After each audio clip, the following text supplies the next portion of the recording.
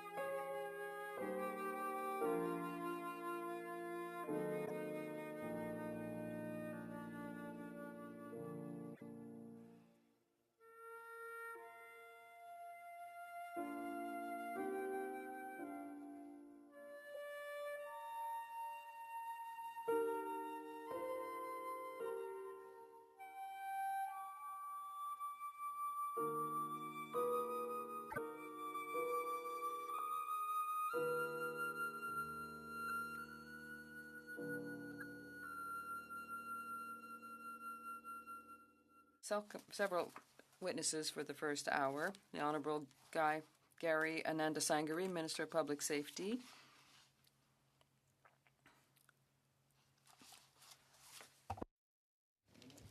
Okay. On va suspendre encore quelques instants. We'll suspend again for a few moments.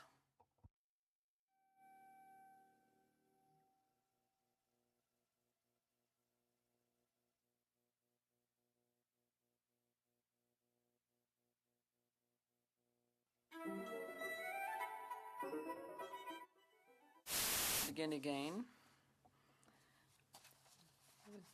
So you will give me a signal if you cannot hear me well. So we have this morning the Minister, Gary Anandasangari, and the Honorable Ruby Sahota, who is Secretary of State for Combating Crime. We also have the honor of having 3 officials. Ms. Erin O'Gorman, who's the President of the Canada Border Services Agency, Mr. Kevin Brosseau, who is Canada's Fentanyl SAR for the Privy Council Office, Commissioner Michael Duhem from the RCMP, and welcome to all of you. Mr. Anandasangari, you have 5 minutes for your comments. Thank you, Mr. Chairman. Merci beaucoup, Monsieur le Président. I am pleased to be here today to speak about how we are managing the Canada-United States border. Canada shares the longest non-militarized land border in the world with the United States. In many ways, the border defines the relationship between our 2 countries. And I think all of us here can agree that over our history, our relationship has brought real benefits. L'année dernière, les marchandises. Last year, nearly $3.6 billion worth of trade and about 400,000 people crossed the Canada-U.S. border every single day. Challenges. We're constantly having to balance the movement of legitimate trade and travel with measures to keep our border secure. Both countries are dealing with irregular migration, human smuggling, and illegal drug and firearms trafficking. All these are compounded by the involvement of transnational organized criminal groups. So to counter these threats, we have a long history of working closely with the United States each and every day. I recently met with our U.S. counterpart, the Secretary of Homeland Security, Kristi Noem, in the UK. Myself and Canada's Attorney General met with the U.S. Attorney General, Pam Bondi, over the summer, and we have been in constant engagement with other officials, including Border Czar Tom Homan, as well as Canada's U.S. High Commissioner, U.S. Ambassador to Canada, along with many of our officials here. Public Safety Canada, CBSA, and RCMP, along with the Fentanyl Czar, have regular daily interactions with their counterparts in the U.S. This week, the Fentanyl Czar, the RCMP Commissioner, and President of the CBSA traveled to Washington, D.C. to meet with the head of the Drug Enforcement Administration, Terrence Cole, and with the Commissioner of the U.S. Customs and Border Protection, Rodney Scott. These discussions build on the already strong intelligence and information sharing work we do with the U.S. and underscore the importance of this collaboration.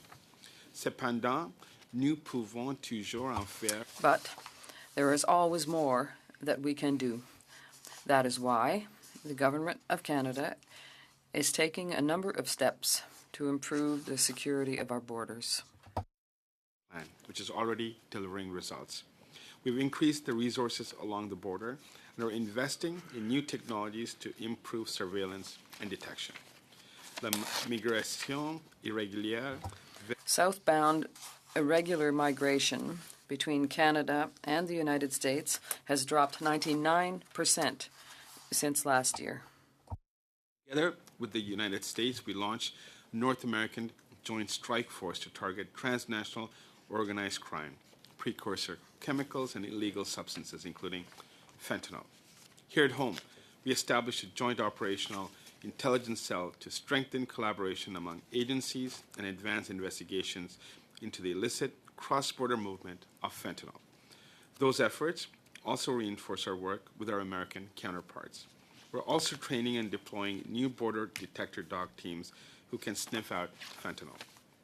While less than 1% of illegal fentanyl seized in the U.S. is linked to Canada, we know how important it is to get this drug off our streets, whether in Canada or the United States. A safe and secure flow of goods and people across the Canada-U.S. border is critical to North America's economy. That is why we continue to look for ways to make it easier and faster to cross the border without compromising the integrity of our immigration system. Under the border plan, we have strengthened visa screening and integrity measures. It also provides over $55 million to CBSA to increase the agency's removals capacity. We're seeing results. The agency removed over 18,000 inadmissible people in 2024-25, the highest in a decade, and an increase from approximately 16,000 the year before. Finally, Mr. Chair, as committee members know, that our government has introduced Bill C-12, the Strengthening Canada's Immigration System and Borders Act. This bill supports efforts to secure our border by tackling organized crime and money laundering and enhancing the integrity and fairness of our immigration system. Ce projet de loi contient les pouvoirs. This bill provides the authorities needed to take decisive action and protect Canadians. The bill also advanced shared Canada-U.S. priorities such as disrupting the Canada border flow of illicit drugs, strengthening law enforcement cooperation, and improving information sharing. Given the importance of Bill C-12 to protecting our borders, I urge members of this committee to support its swift passage. Thank you, Mr. Chair, and I look forward to the questions. Merci, Monsieur le Ministre. Thank you, Minister. Ms. Sahota, you have the floor for 5 minutes. Good morning. Je voudrais remercier Monsieur le Président. Mr. Chairman and members of the committee, thank you for inviting me to speak here today. I'm pleased to be able to join the Minister of Public Safety to speak about the measures we are taking to secure the border. For combating crime includes working to keep Canadians and their communities safe from serious organized crime, including its role in driving the opioid crisis, gun crime, and auto thefts. Given my role, I will focus my remarks today on telling the committee a bit more about the progress we have made in specific areas, thanks to multiple initiatives implemented since 2018, including the border plan-related measures announced in December 2024. Given that border management includes tackling issues such as human smuggling and illegal drug trafficking, border management is of paramount importance to my work. En fait, nous savons que le groupe. In fact, we know that transnational organized crime groups are involved in all these activities. Of vulnerabilities mean that we need to be ever vigilant, up to date in the tools that we use to stop them. The government's $1.3 billion border plan has helped to put in place many new tools that will help keep communities on both sides of the border safe. This includes enhancing trilateral coordination with Mexican U.S. counterparts, international partners, and law enforcement agencies. Designating 7 transnational criminal organizations as terrorist entities under the Criminal Code, launching a money laundering intelligence partnership between Canada's major banks and law enforcement, deploying new helicopters, drones, and mobile surveillance towers, increasing usage of artificial intelligence and adding imaging tools that will further help detect illegal drugs before they enter Canada, deploying new canine teams to intercept illegal drugs to augment the existing 80 detector dog teams located at various ports of entry across Canada, deploying new chemical detection tools at high-risk ports of entry, and accelerating regulatory processes to ban precursor chemicals and expanding lab capacity for synthetic drug analysis so that border and law enforcement can take swift action to prevent their illegal importation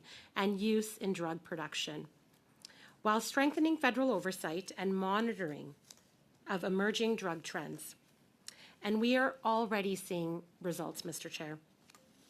Thanks to the hard work of Border Service officers, the Canada Border Services Agency seized over 50,000 kilograms of prohibited drugs, cannabis, narcotics, and chemicals, more than 900 firearms just last year.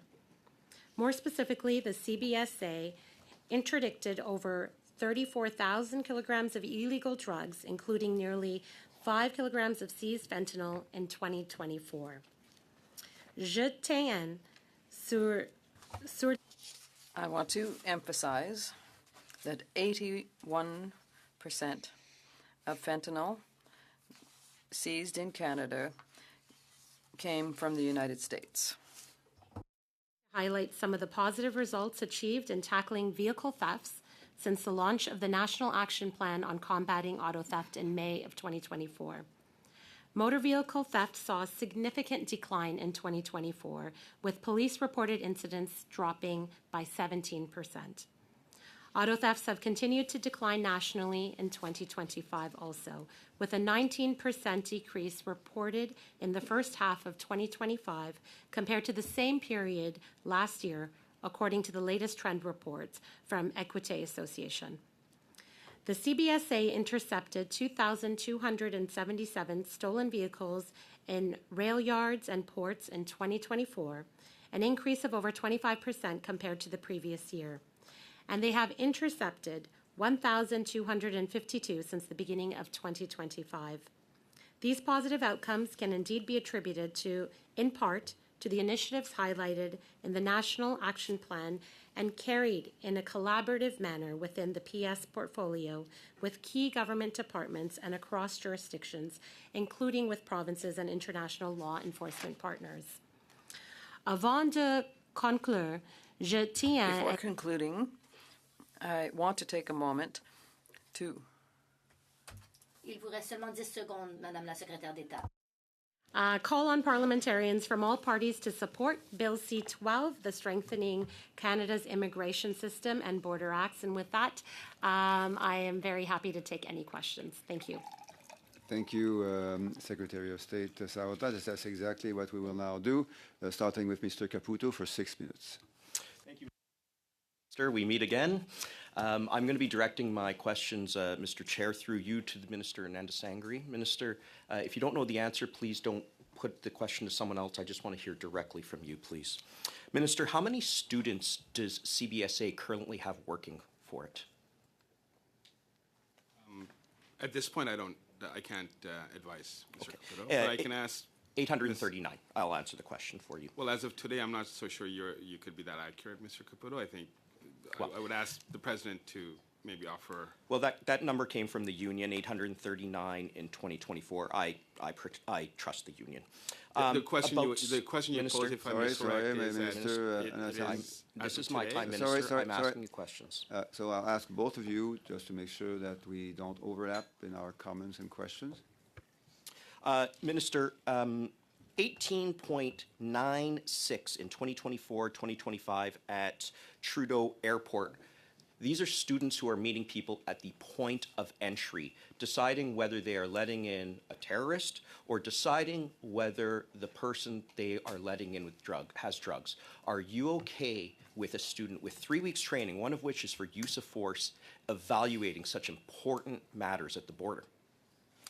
Mr. Caputo, I've had the opportunity to visit many ports of entry, including airports, and I can assure you the role of students is critical to the operation of CBSA. They're trained, they're supervised, and they don't work in a high-risk environment. So they do very important work, and they support, in fact, regular officers who sometimes are on vacation during the summer. I have no doubt, but they are the principal point of contact with people. 1 in 5 students. And you're okay with that?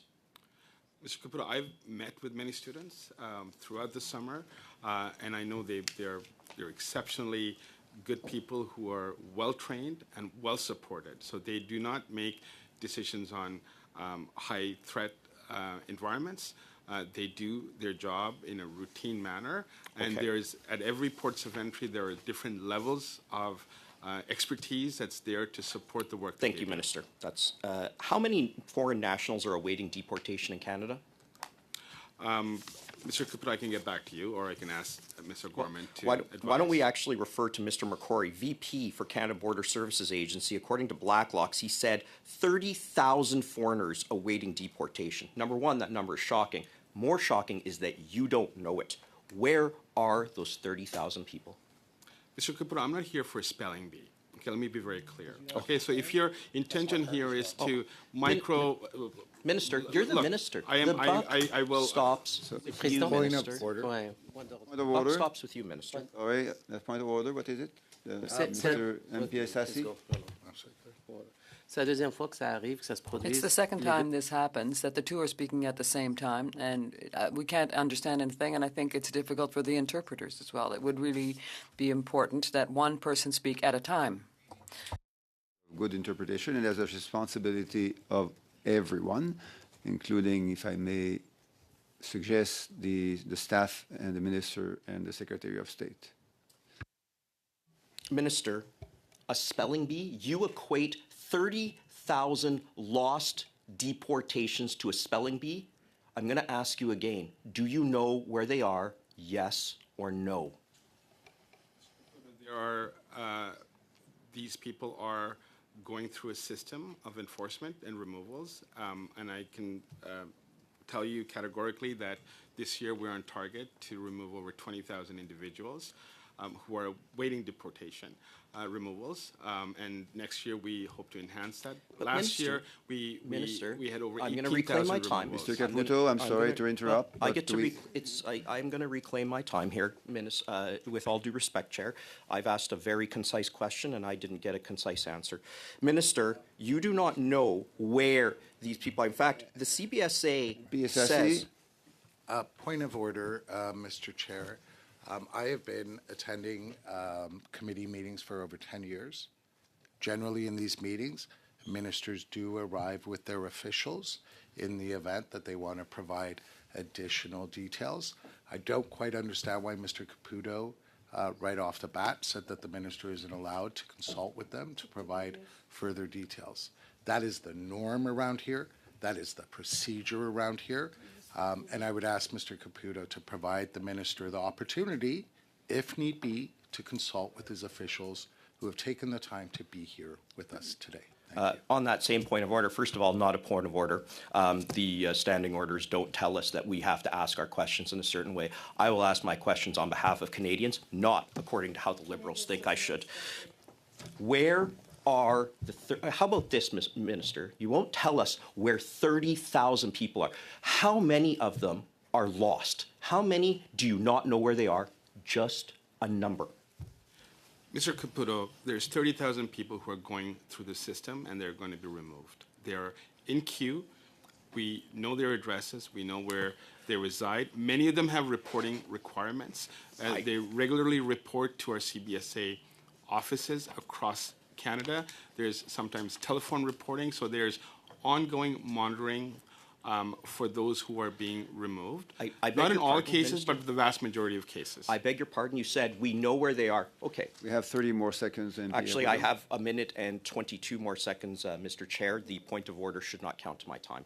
Minister, how many, this was asked in committee, I believe it was, quote from Mr. McQuarrie, we don't track the location of every individual. Now, you just told us you know where everybody is. We track their locations, and yet the VP of CBSA contradicted you in a story from Blacklock. Point of order, Mr. Are you Chair. wrong, or is he wrong?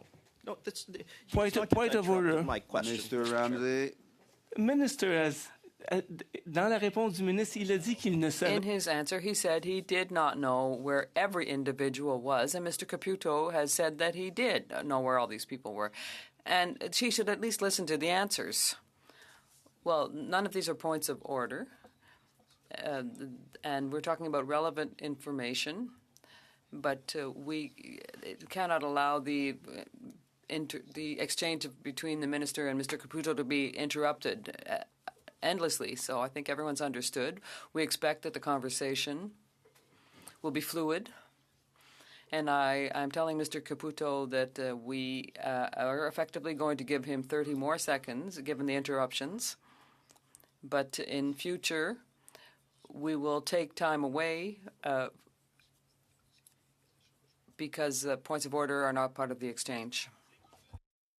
Points of order when we are talking about how the minister says we know where everybody is of the 30,000, and a vice president for CBSA in direct contradiction, quote, we don't track the location of every individual, end quote. Minister, are you right that you know where they are, or is the VP right? I see you just got a note there, so which is it?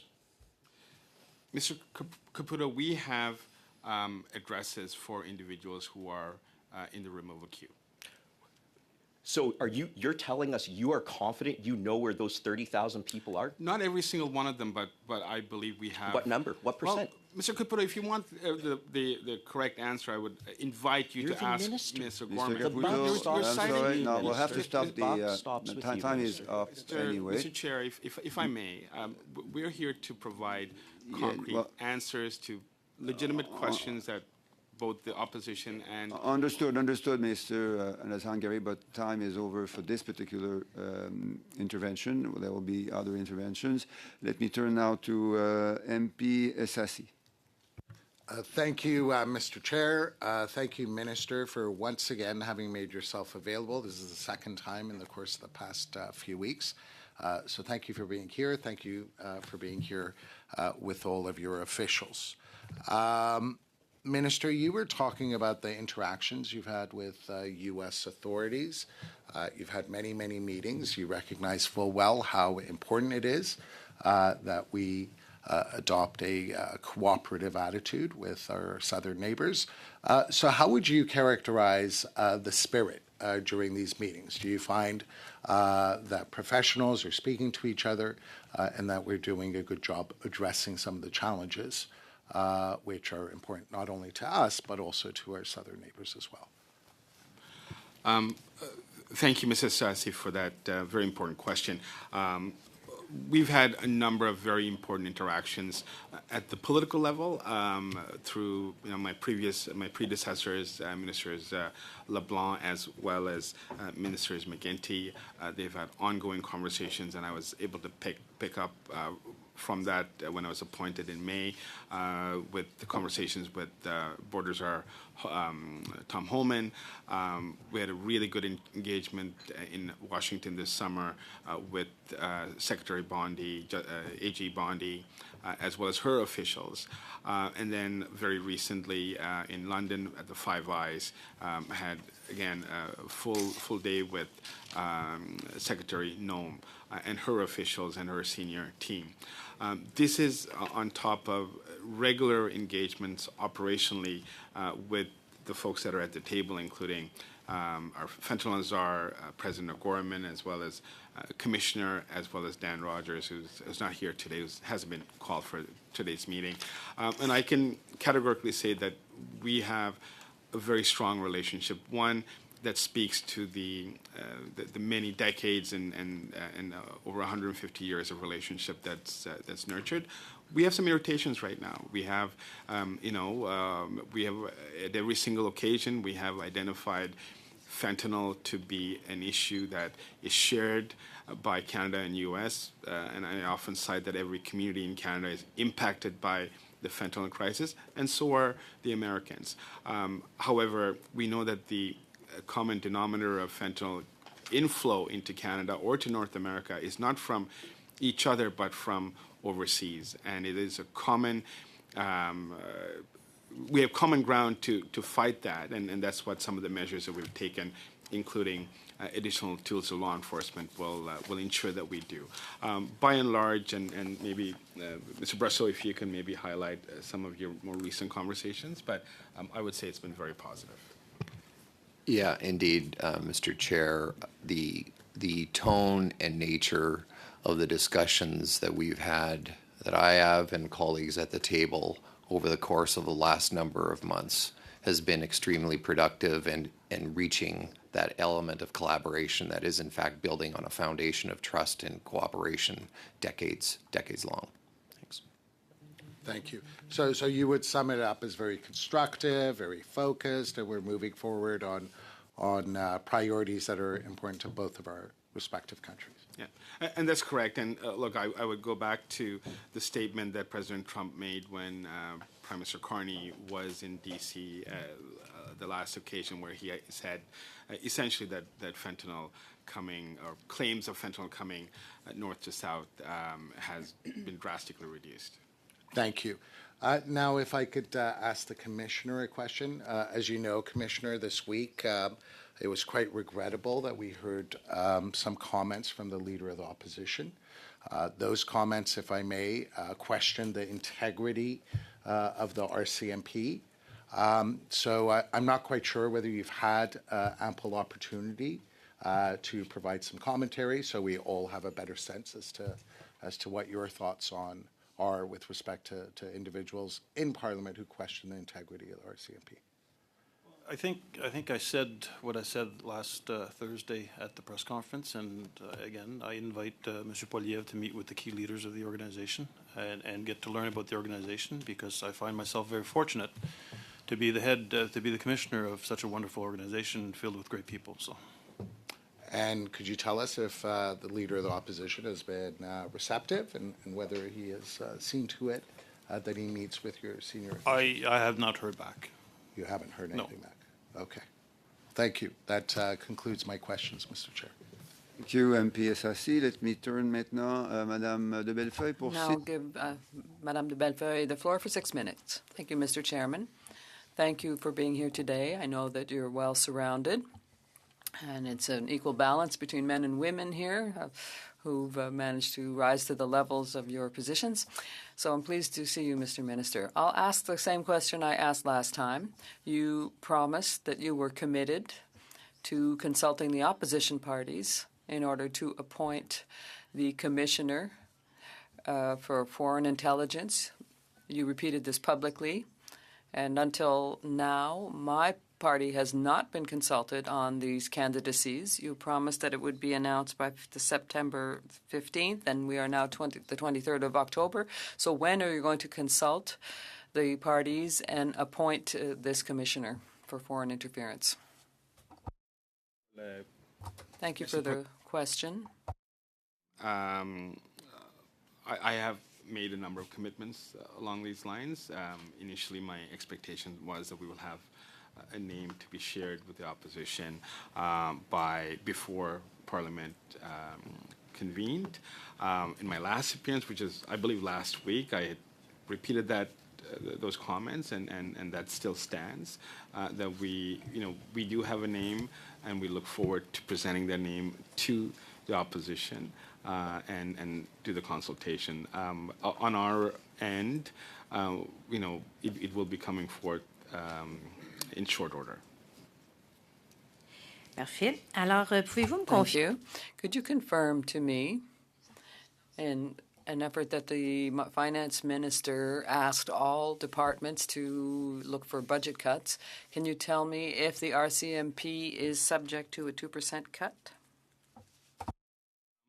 We have, I believe I did confirm that as part of the comprehensive review, expenditure review, there is a 2% target for Canada Border Services and 2% for the Royal Canadian Mounted Police.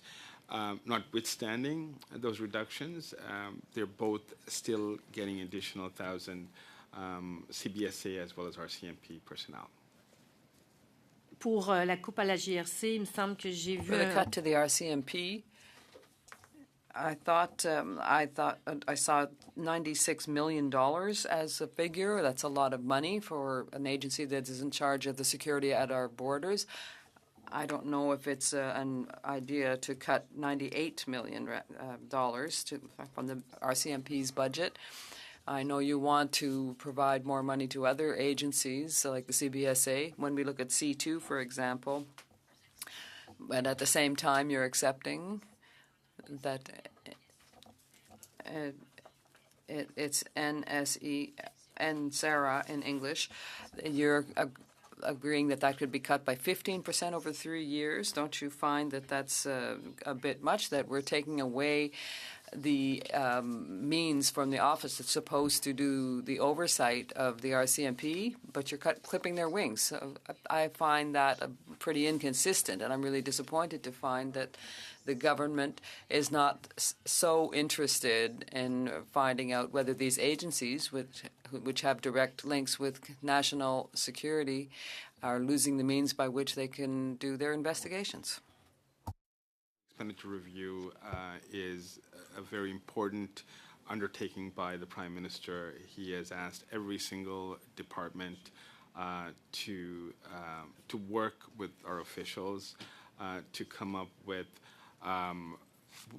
areas of low, medium, and high risk, so that an assessment could be made.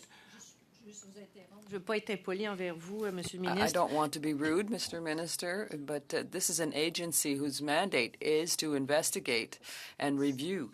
Their total budget is $17 million, and the cut that they're being asked is in the order of $3 million.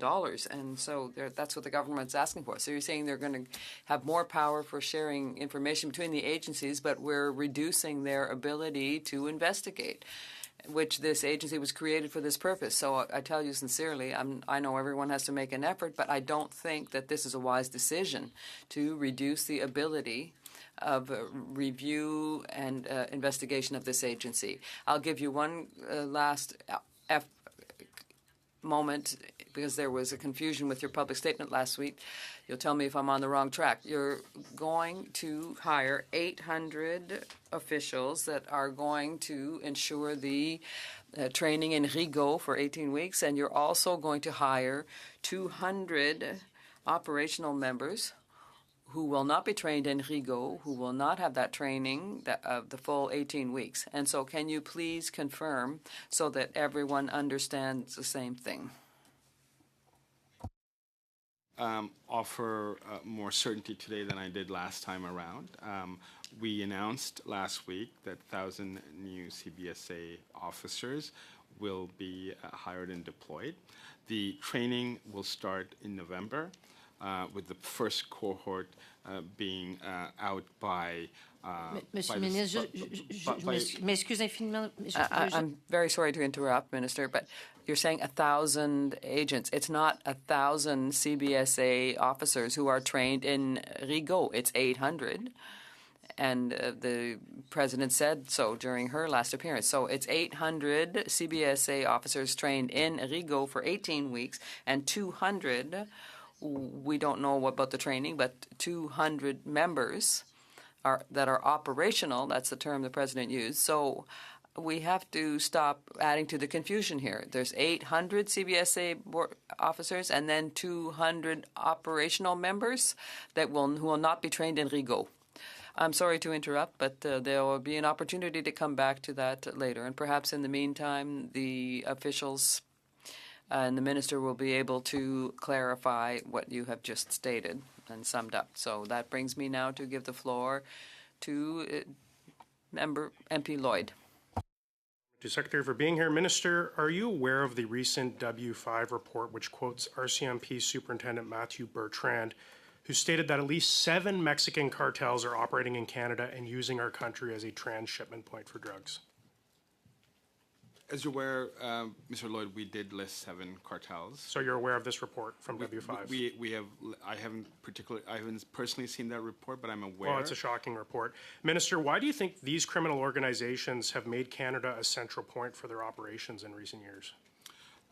Mr. Lloyd, across the world, I was with the Five Eyes in September, and there's a common theme of transnational criminal entities that are expanding their reach, and in this case, so you don't think Canada, this is a Canada problem? Lloyd, if we want to avoid points of order and all sorts of other interruptions, we should make sure that interpretation works and that we have a conversation that is understood by everyone. So as I'm making those comments, I'm stopping the clock, just inviting everyone to be sure that we have an intelligible conversation.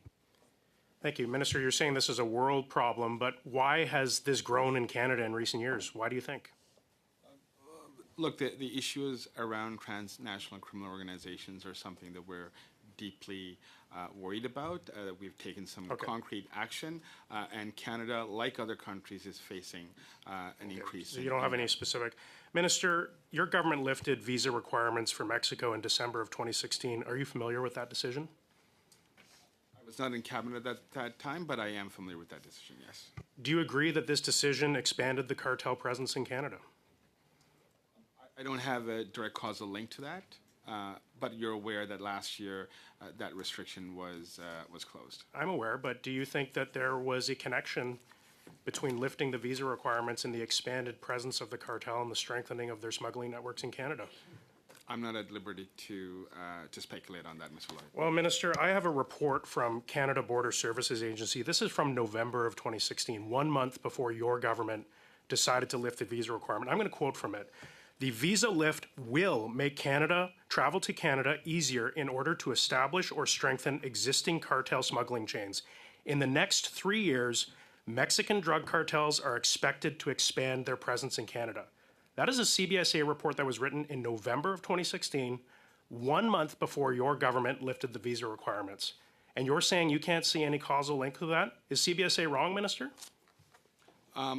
First of all, I didn't read that report, Mr. Lloyd, and I'm not at liberty to speculate on the causal link. Well, Minister, CBSA was correct. They correctly predicted that your government's actions would expand the cartel's presence in Canada. It's plain for everyone in this country to see. Your government was warned, and you recklessly chose to move ahead by lifting these visa requirements. Minister, do you accept responsibility for your government's failure in making Canada a base for organized crime? Mr. Chair, my responsibility is the safety and security of Canadians, and that is a task that I take very seriously, and each and every day I work to enhance and to ensure that the safety and security of Canadians are enhanced. This includes a number of measures that we've taken, including a number of bills, Bill C-2, Bill C-12, Bill C-9, I'm going to interrupt the Minister. I've given you some good time to respond there. Minister, if you can't see the causal link between lifting these visa requirements and the increase in cartel activity in Canada, Why then did your government reimpose the visa requirements? There were a number of considerations, as you're aware, Mr. Lloyd, post-COVID. There were some changes that we made. We had a number Were you advised that the lifting of these visas had caused an increase in crime and the implementation of these visas were necessary to staunch the stem of organized crime growth in Canada? Mr. Lloyd, I wasn't the minister at that point, and I did not have that particular information. Well, you're talking about borders today. This is a border, it's a critical issue in Canada. We just had a W5 report. You've listed 7 South American and Central American cartels as terrorist organizations, and you don't know and you can't say whether your government's policies are intended to stop those terrorist organizations from operating in Canada. You can't say whether or not lifting the visa requirements did cause it, Minister. How can you not know these answers? What I can tell you, Mr. Lloyd, is that we made a decision to list 7 cartels as terrorist entities under the criminal code. It is a decisive step that's meant to curtail the influence and filtration of these cartels within Canada. Minister, in 2020 at a committee, you said that racism is permeated within the RCMP. I'm glad we have the commissioner here today. Do you still believe, as you did in 2020, that racism permeates the RCMP? I'm not sure if that's the exact wording, but I will say that there is systemic racism that exists within many of our institutions. It is one where all of us will need to work to enhance. The Commissioner and I have had a number of conversations as a leader. The Commissioner is aware of some of the challenges that exist. And it is about ensuring that our independent Royal Canadian Mounted Police are strengthened and are even able to do a much better job than they're doing right now. I'm proud of the work that they do, and I have full confidence in their abilities to do that work. Sorry to interrupt, but that's all the time we have for this part. Let me turn to MP Akan for 5 minutes, please. Thank you, Mr. Chair. It's just too sad to see that, the repeating behaviors on the floor. And I'm new to the committee, and I'm hoping that this is not a real committee how it's supposed to be. So cutting off the answers, interrupting the witnesses, and claiming that this is the way that the Canadians are asking the questions. So in my opinion, and as everybody knows, Canadians are very polite and respectful people. So I would like to continue the interrupted question with the minister. So, Minister, I agree Canadians need to hear the answers without any interruption. So you were answering about the 30,000 individuals, and you were referring at that moment to Ms. O'Gorman to give the answer to that question. Can we continue from that, please? Thank you. So I'll just say a few things out of the gate. We have about 500 officers dedicated to removals, and they're doing an excellent job. And they are following up on their files, and every day they are removing people, and I think that's important to know. Removals in progress, there are a lot of things that go into that. Sometimes it's getting travel documents for individuals. Sometimes it's allowing people to have their children finish the school year so they can go, and just making travel arrangements.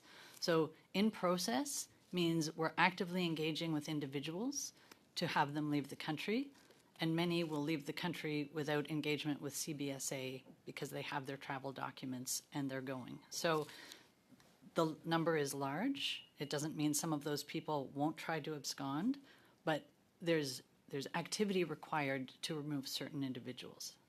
We do have people on warrant that have absconded. CBSA has detention facilities, but it's the IRB that maintains detention. And so we will make the case, but CBSA isn't the sole authority in terms of detention.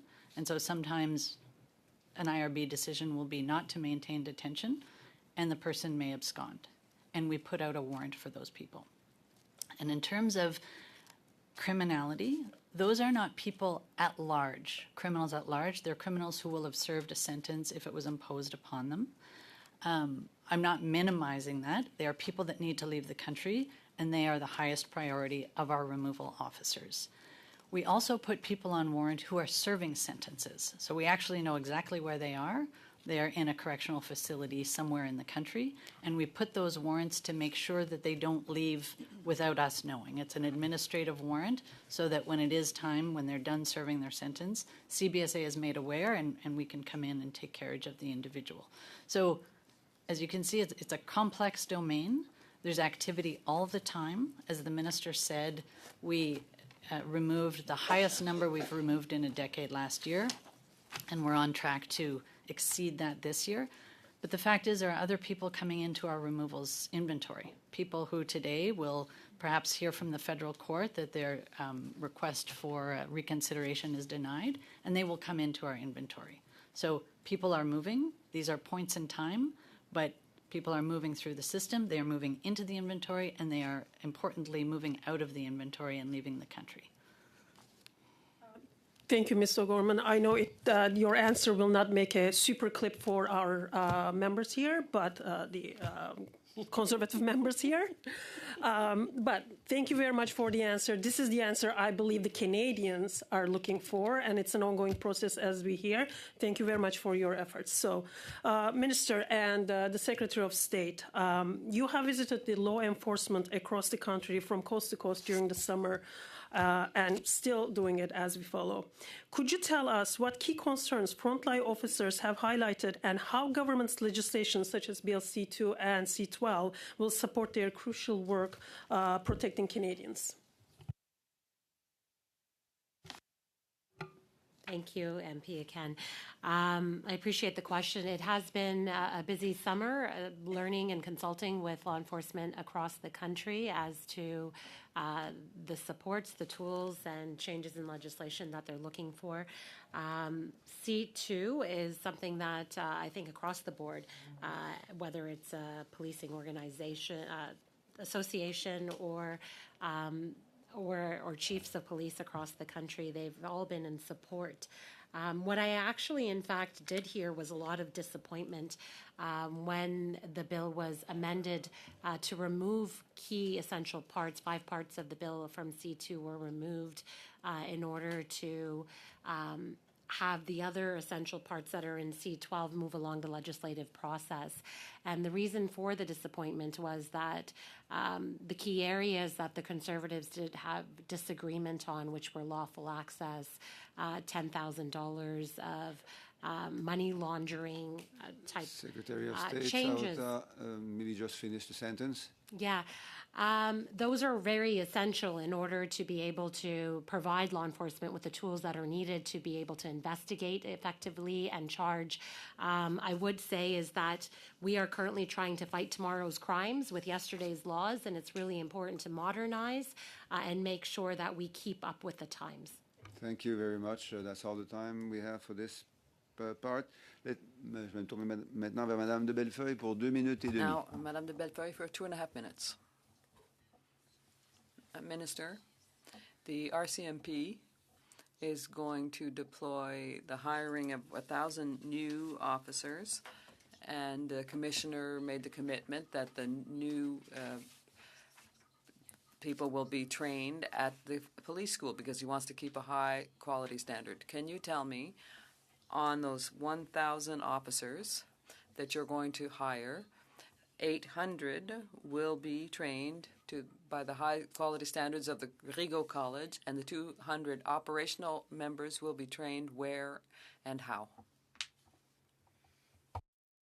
I just ask for clarification. Are you referencing RCMP or CBSA? If it's RCMP's depot, Non, je pense que peut-être l'interprétation. No, perhaps the interpretation was too quick. I was saying that the RCMP will be training these 1,000 agents at the Rigaud School because they want high quality standards.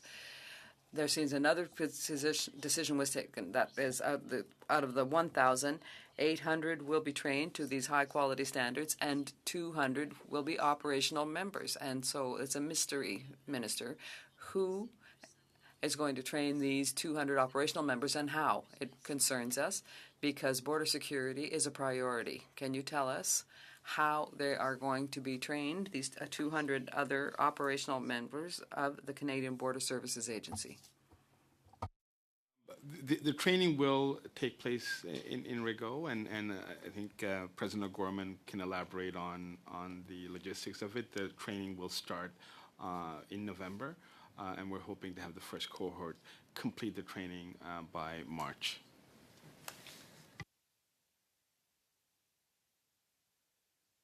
Donc, ce que vous me dites, c'est que So what you're saying is they'll be training in Rigaud, but it won't be an 18-week-long period like the other 800.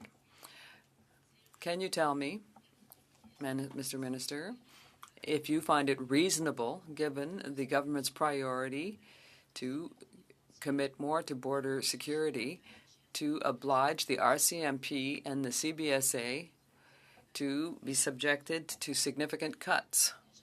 We already know that they are short-staffed, that they're overwhelmed by the work they have to do, and don't you think it's rather inconsistent to not give them rather the necessary human resources, but on the other hand, take away money that allows them to do their jobs? Unfortunately, we've already got. It's a very good question, and we'll have to wait for the very good answer. We hope, at least. So I'll now give the floor to Mr. Caputo for 5 minutes. Minister, we just heard from Ms. O'Gorman on a question from the Liberals.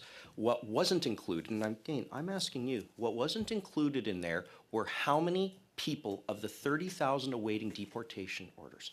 From you, just a number. How many of the 30,000 deportation orders are on warrant right now? Mr. Caputo, I can't give you that number for as of today. What I can suggest Approximate? is, if you want an answer that gives you more accurate information, I think we should ask Mr. O'Gorman. Do you have an approximate number? You are the minister. The buck stops with you. Do you even have an approximate number? 20%, 10%? Do you know? Like, this is your job to know this, Minister. Mr. Caputo, what I do know is that CBSA is working towards removals. We've had the highest removals last year of 18,000 individuals. This year, we're set to surpass 20, and in future years, we will be increasing those numbers. Minister, Sorry, Mr. With all due respect, Minister, you have 30,000. So the 20,000 you removed last year, we have 150% more awaiting. You don't know how many are at large. Do you know how many are at large that have criminal records?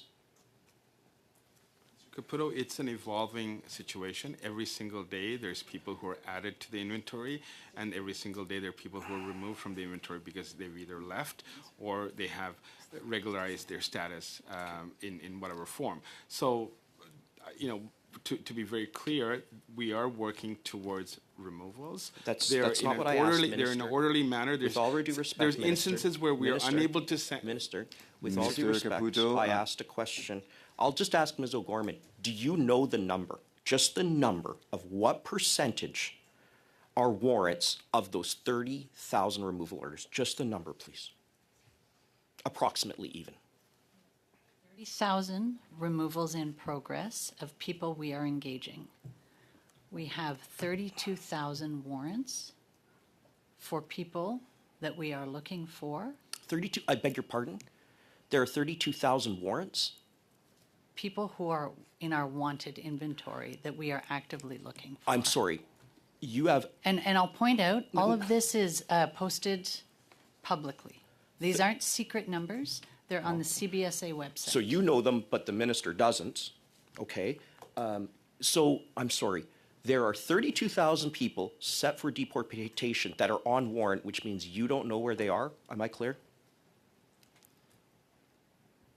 Correct. We are looking for them. And I will point out, these, as I said, are points in time.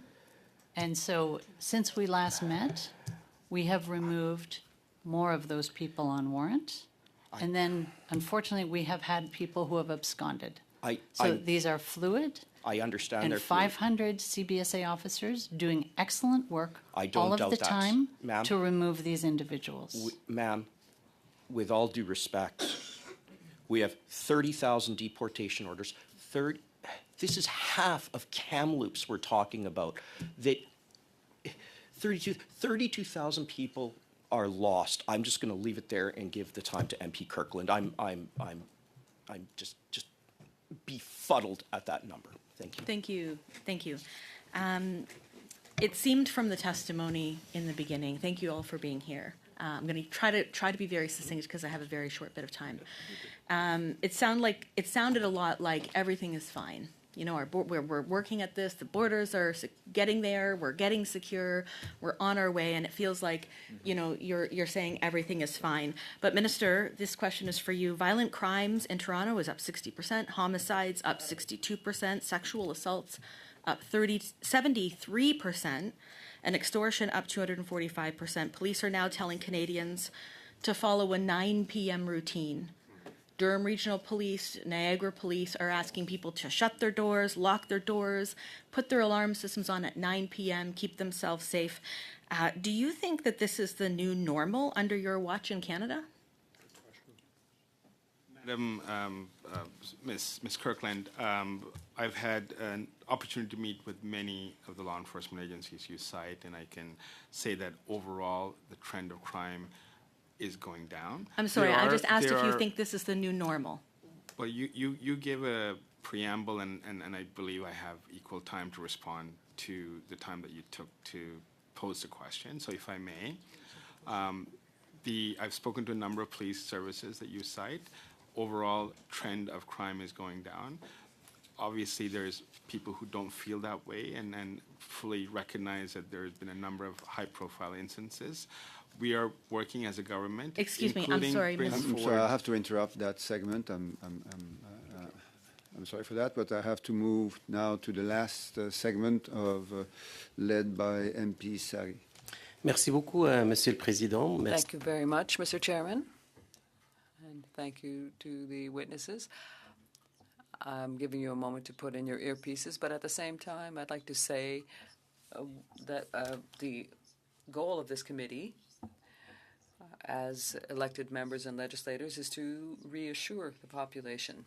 And I thank you today because what you have said, when we give you a moment to answer, that is that you reassure the people, and that is very important. I also would like to give the floor to the Honourable Secretary, Ms. Sehota, because crime, especially at the border, has existed in the past and always will. So how can the government strategy really strengthen the border and allow us to combat this transnational criminality that flows from organized crime at the border? And after that, I will leave the time to others. If you want to answer, please. With saying that today's a good day, the Justice Minister just tabled a new justice reform bill, bail reform and sentencing. There's many provisions to deal with the crimes that Madame Kirkland just spoke about as well. And I just wanted to say that police of different jurisdiction will always give advice in order to take the steps necessary for individuals to feel safe in their communities and give the best advice that all homeowners should always take, given any circumstances, whether it's today, yesterday, or decades from now. In terms of cross-border, there are many measures that we've taken to strengthening the borders, and I know that Mr. Brousseau will also get into that in the second hour, but we have intercepted through the RCMP, through the CBSA, many seizures of illegal guns and drugs across our border, and it's because of a joint effort through the U.S. and Canada has undertaken for the past several months, and I think we've been very successful. So that's one thing, but we've also there were questions that were asked earlier about funding to our agencies, and there has been an injection of a lot of funding that has been put in. You would not be able to to be able to provide the equipment that we have provided to our agencies, and that includes 3 Black Hawk helicopters, 60 tactical mission drones, 40 operational drones from the CAF. All of those technologies are being applied, and we now have 24/7 surveillance at the border. These are all great measures and steps that are being taken by our government. And I know the Conservatives have a lot of criticism, but under their government, there were not deep investments such as these. And so these investments are very important. And the cooperation that we have with the United States and our Five Eyes allies are very important as well. And so I would go back to the fact about giving police authorities the tools that they need and making sure that our regulations are keeping up with the times. That is why we've introduced C2 and C12. It's important that all aspects in those bills are eventually passed through this House, because that keeps us in par and in line with our Five Eyes allies. And transnational organized crime is happening across all countries. There are checks that are done when somebody applies for an ETA when you're a visa-exempt country. So just like the UK, when somebody is coming and has a past criminal record, that is, checks are done. And I wanted to address that issue as well. The reason the Mexican visa ETA was taken away was because of the increase in asylum claims that we saw. But it's important to recognize that criminals that operate, across the world, they do so in a very clandestine way, and it's not because they're using their proper identity and information. J'ai 2 questions qui me restent, puis il me reste 50 Il vous secondes. s'il vous reste plaît. 45 secondes. 50, I have 45 two questions left and 45 seconds. Can you say anything about the 30,000 people who are missing, and can you give us some details on that? And I'd also like to ask the Commissioner Gorman a question. Well, as I said, the data are published on our website. Certainly, between the 1,000 new officers that we'll be hiring, some of them will be dedicated to removals. I have a last question. Unfortunately, MP Sari, we won't have time to ask a question. You might have a chance after this panel, because we now have to invite the Minister and Secretary of State. Well, in fact, they will have to leave. So we thank them for their presence and their participation today. The good news is that the senior officials here are going to remain with us, and we'll resume in exactly 2 minutes. Thank you.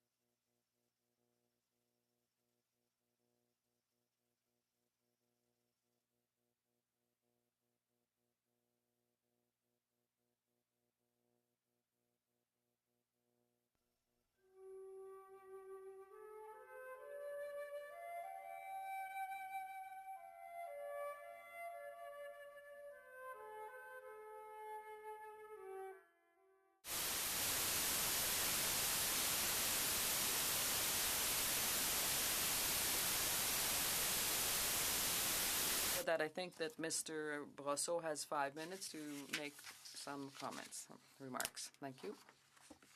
Thank you, Mr. Chairman. Merci de m'offrir l'occasion de comparaître devant vous aujourd'hui. Thank you for offering me the opportunity to appear before you today to discuss Canada's ongoing efforts to combat the illicit fentanyl trade and safeguard our borders. I will keep my comments short to allow sufficient time for your questions. Canada and the U.S. are both experiencing domestic fentanyl crises. Canada is not a significant source of fentanyl to the U.S. Based on volumes of seized fentanyl reported by U.S. Customs and Border Patrol since 2022, about 1/10 of 1% of fentanyl is attributable to the northern border region, but any amount is too much.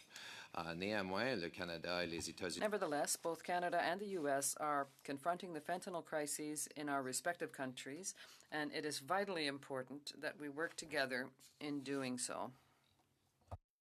Integrate and coordinate Canada's overall response to fentanyl, aimed at both the supply and demand.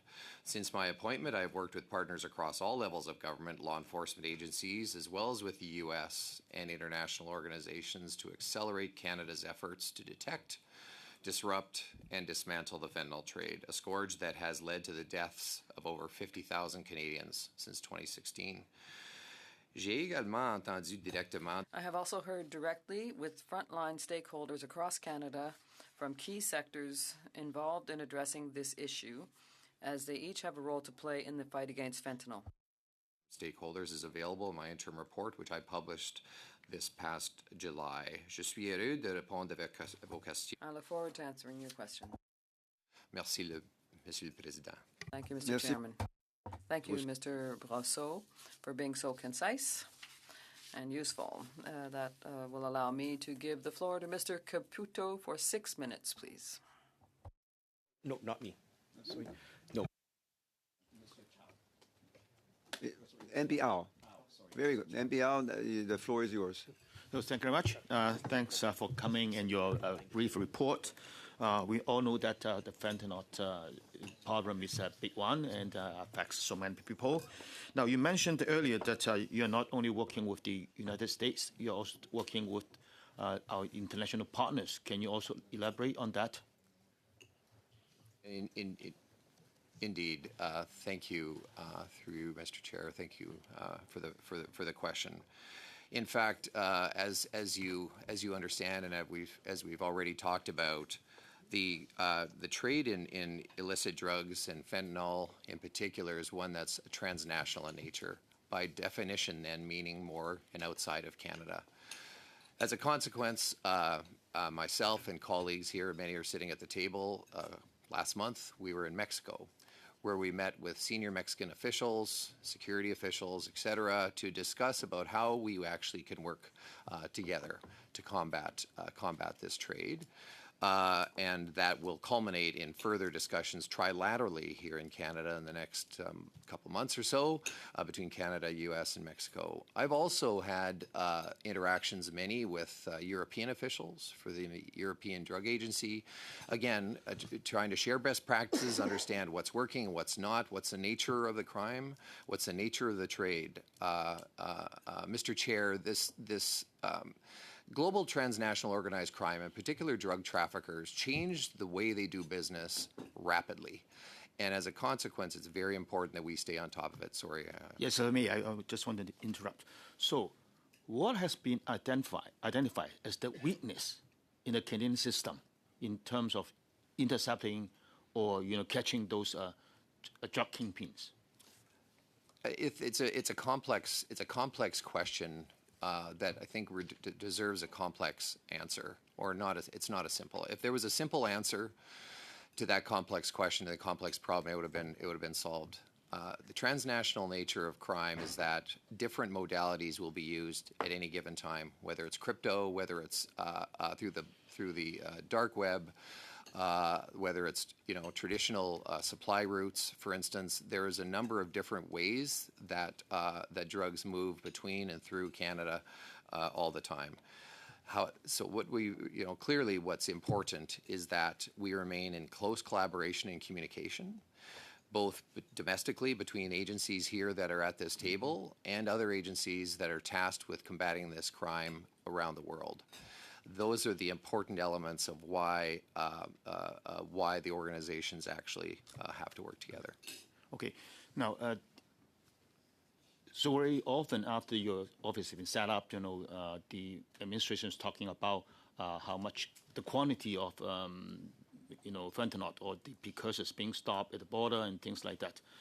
Now, I want to ask you for your opinion. What is more important, the chemicals itself or the people behind, producing or trafficking those chemicals? And what has been the result in terms of, catching these people, holding them accountable? Yeah, I'll let the commissioner of the RCMP and the president of the CBSA talk about number of arrests, et cetera, that they've caught. Those are their responsibilities, and they have the proper data to be able to explain that. It is a complex ecosystem with again, precursors, chemicals, as you properly described, and I will say voracious approach from an enforcement perspective, where those that are choosing to profit from death and despair are held to account. I've certainly been briefed on the number of operations, including one earlier in the winter that resulted in dozens. I'll have the number wrong, but I'm happy to give the committee the numbers from the Coordinated and Integrated Response and Organized Crime. I think that's the name of CIROC. And that involves law enforcement officers from every organization in Canada, because this is a local issue and it's a global issue. And there were a number of arrests regarding to that and holding people to account. Yes, again, I wanted to have the numbers of people that we caught or, we're going after. So with the commissioner, do you have the number of people? If you're looking, Mr. President, if you're looking for the exact number of people who've been caught or arrested, I don't have those numbers with me. Sometimes they're charged with a certain offense, and there's plea bargaining, and they plead guilty to another offense. But if I go back to your initial question with what's more important, the precursors or the people, I think both of them have to be parallel inside, because the challenge with precursors are legal when they come in, and there's legislation that will allow Health Canada to shift more rapidly to make it illegal. And then the other side is you want the people who are working on it. So I would say to that question, both of them are working parallel. We are working very closely with the FBI and the DEA to identify key companies or individuals that are involved in either the shipping or the fabrication of fentanyl. And how effective you have been? Pardon me? How effective you have been in terms of identifying those people? Well, we have a couple that are going to be coming up in the next couple of weeks, and we've been successful in a couple of files in the United States as well. Okay, good. Now I'm going back to the commissioner. So what systems are in place between your office and the U.S. agencies, such as DEA and the Border Patrol, to share information on fentanyl precursors? Systems for information sharing, operational information sharing between those organizations exist between the organizations that are represented here, not my office in particular. My office, I work directly with the Canadian agencies to coordinate the liaison with the American agencies. So the information flows between, and Commissioner Duham and President O'Gorman can explain those processes. Unfortunately, that may have to wait because we need to go to the next segment, which is led by MP Ramsey.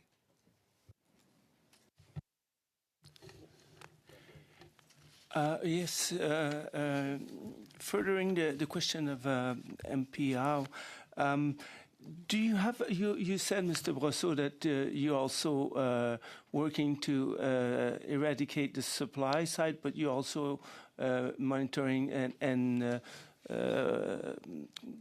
coordinating the effect on this demand side. Do we know in Canada how many users of opiates or fentanyl? Do we have an approximate number of people using? And do we have any trends? Are they more urban? Are they rural? Are they young? And that sort of things. I do not have a very good handle, Mr. Chair, on the denominator, the number of people that are using opioids at any given time. Colleagues from Health Canada certainly can provide you expert advice with respect to that, but it's very difficult to be able to get a precise answer in terms of those who are willingly able to describe in a self-reporting questionnaire, et cetera, who are using opioids. We do know that it is on a significant scale and scope, Mr. Chair, both in small communities, in big cities. So that's why I've spent time in many communities in this country, why I've spent time in Indigenous communities as well, because it has disproportionate impacts depending on what part of the country you're at. Fentanyl is a highly addictive opioid, one that is very, very difficult to shake that addiction. And as a consequence, many of the actions that have to be taken to reduce the demand are in fact local in nature. What would work in one community may not work in the other. What I've tried to do and be able to bring people together is talk about the fact that if you push hard on reducing demand, building awareness amongst young people, prevention activities, kind of core things that many of us, I learned as a young police officer about what works, is you prevent the crime before it happens, you prevent the addiction before it happens, while at the same time being ruthless on the supply side that the Commissioner just talked about, and pursuing those investigations with rigor. That is how we're going to be able to resolve this horrible situation where almost 20 people per day die of fentanyl death. Si on regarde du côté rural, diriez-vous... If we look at the rural side of it, would you say that the amounts with the Canada Post opening mail, for example, will that be important to fight against drug trafficking in rural areas and in the north? Thank you, Mr. Chairman. I can say certainly that in many communities, the only way to receive parcels, the trade, is through Canada Post. And I've worked in northern Manitoba and in the Yukon, and I've also heard from people in Nunavut that this is a provision that would be really helpful to the police and would help them to prevent the introduction of drugs like fentanyl into their communities. I'll leave the rest of my time to Mr. Sari. Thank you very much, Mr. Ramsey and Mr. Chairman. I just want to ask a question of Commissioner Duhem.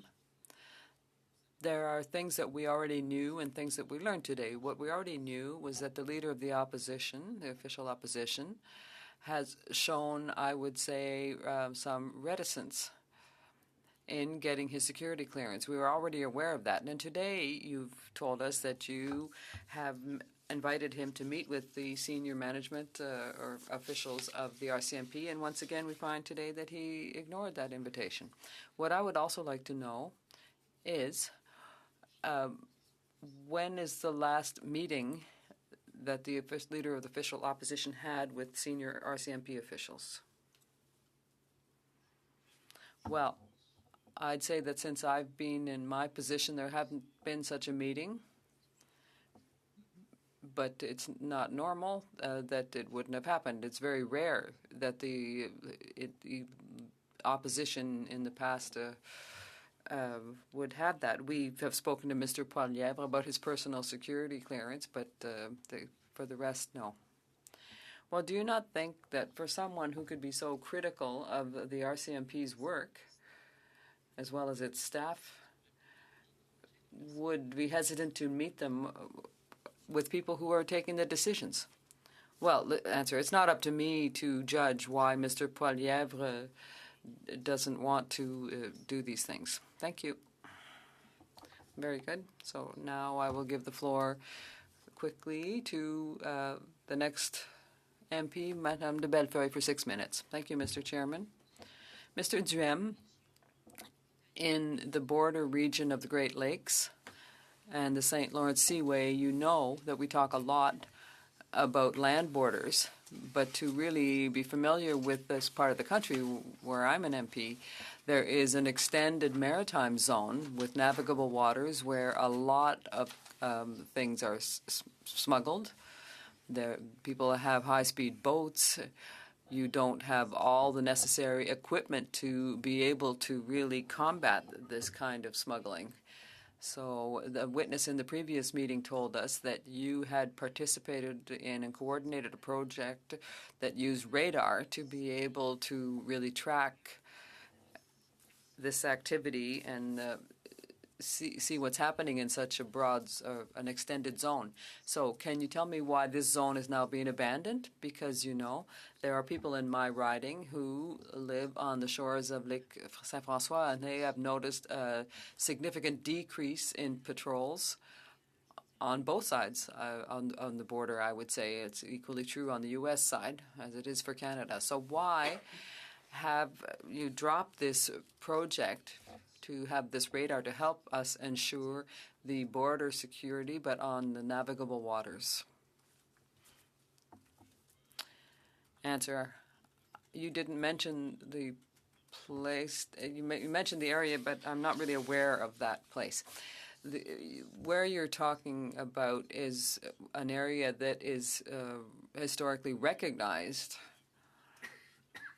for the routes that smugglers have used. So that's been often the case in the past. We have very good relations with the police organization that's on the ground there. And last Tuesday, we were in Washington, and my counterpart, who is responsible for the border, has the same concerns.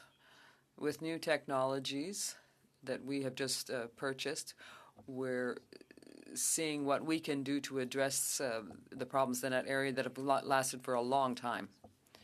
Question. There was a program that was experimental that was a success, I think, and then the government cut the RCMP's funding to install this radar. So I think that since 2014, the border at that part of the country, Dundee, Saint Francois, and bordering on Ontario and New York as well, has been kind of abandoned. As I met with the American authorities, and they have the same feeling that I do. So I was wondering, with the government's plan for border security, we talk a lot about ports of entry, but have you received the necessary funding to also be able to ensure security on the navigable waters in this area where there's feverish smuggling of drugs and guns and also human smuggling?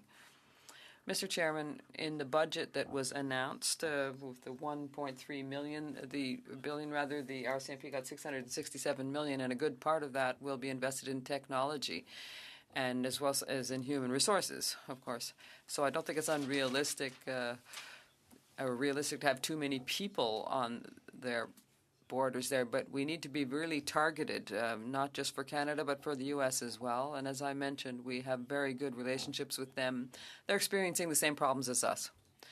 So you agree, Mr. Jim, that in our report there should be a recommendation that, yes, the ports of entry are important, but also we need to have technological equipment and patrols that give us the opportunity to ensure safe borders at hot spots on the navigable waters in this country. Yes, I think that we have bought some portable radars that have a certain scope, and also we have increased our capacity in terms of drones.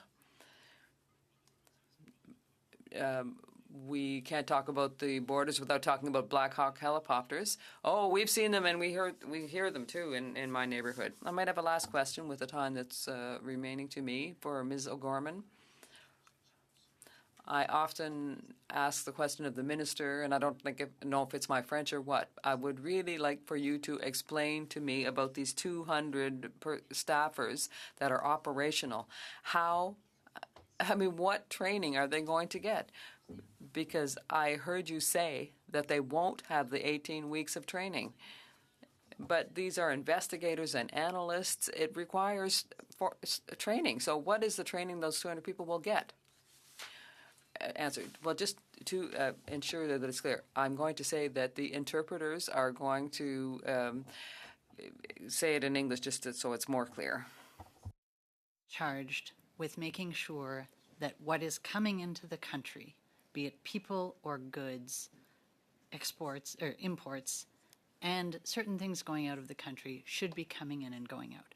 And it begins outside of Canada with our liaison officers. We will hire more liaison officers.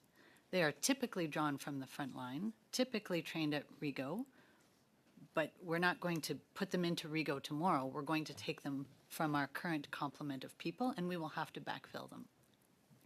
At the border, you are all familiar with the people you see when you come into the country and people at our ports of entry. Our uniformed officers who do the 18 weeks at Rigo, we will not change the 18 weeks. Everybody will get 18 weeks. But when they seize firearms, they are supported by the inland investigators who take those firearms and work with the prosecution, execute warrants, and have people go to jail. Those people are typically taken from the front line. We're looking at maybe bringing some people in laterally. There are others with those skill sets. They might have to be replaced via Rigo, Madame O'Gorman, but they will come in. Comme c'est une question qui est très pertinente. Ms. O'Gorman, as this is a complex answer, the time might not be enough to really fully explain this. Would you accept to give Mr. de Bellefeuille a written response? But it's just to say that the operations are complex, and I would just like to say a little bit more if I could. 10 seconds. Aluminum and steel don't come in and are dumped or undervalued in Canada. We have auditors. We take people from universities. We take people from CRA. So they're not trained at Rigo. They are essential, and they are as important to our operations as anybody else because it's protecting what's coming into our country. So a lot of moving parts. People are well trained. Our targeting officers don't come from Rigo necessarily. They wear uniforms. We try to recruit from the other organizations in the security and intelligence community. So I'm happy to outline that, but it's complex. Some will come from our current front line and will have to be backfilled. Some will come from CRA. It's a complicated organization, and they're doing an excellent job.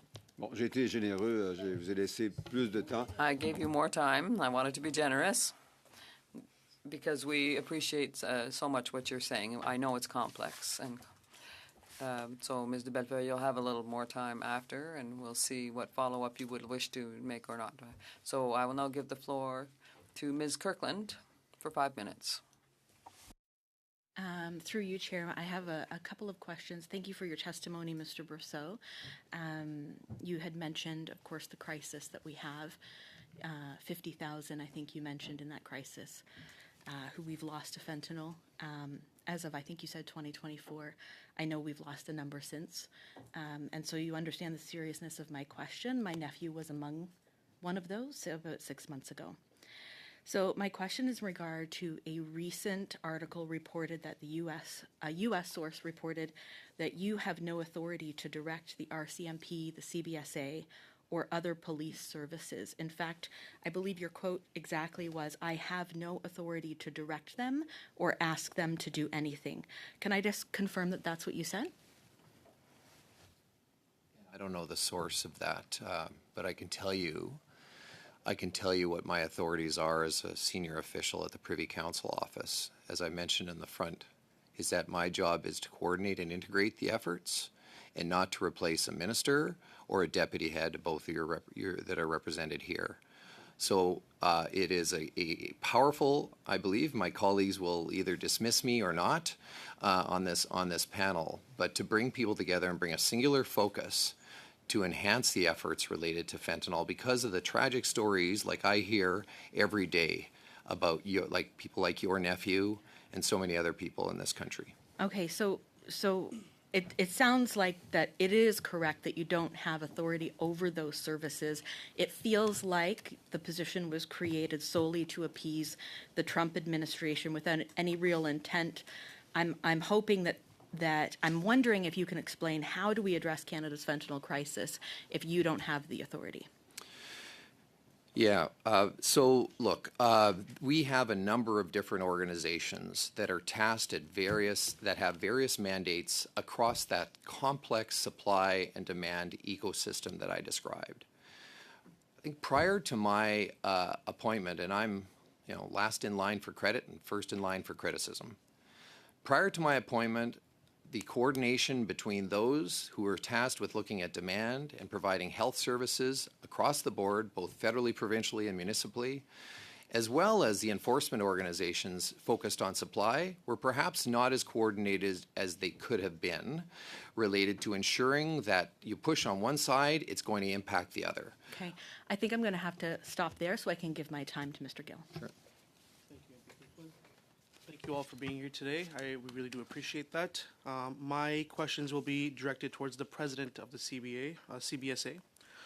So, President, in my community of Langley, British Columbia, police recently uncovered a fentanyl super lab.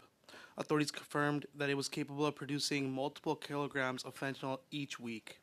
Given the scale of operation, how confident are you that the CBSA currently has the resources to prevent similar threats from reaching our communities?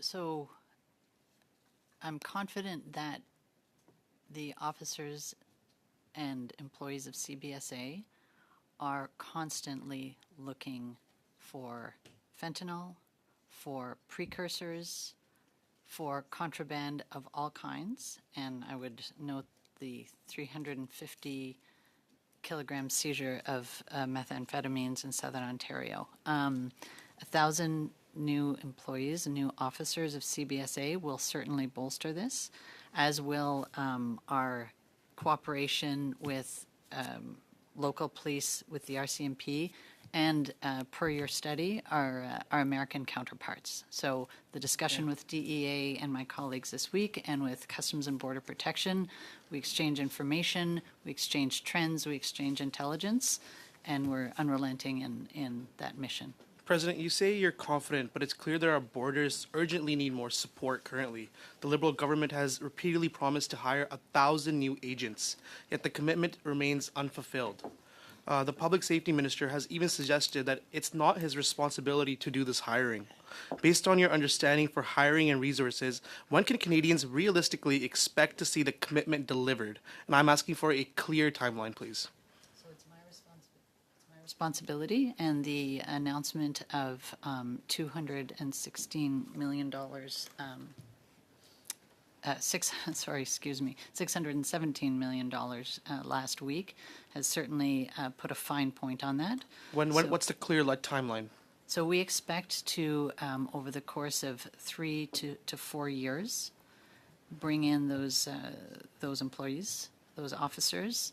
And as I was indicating in my previous answer, they will be deployed internationally. They will be deployed at the ports of entry. They will be deployed into our inland enforcement and our trade operations, in our targeting and our intelligence. President, would you agree that every day that those positions that remain unfulfilled? That's all the time we had for that segment. I'm sorry for that.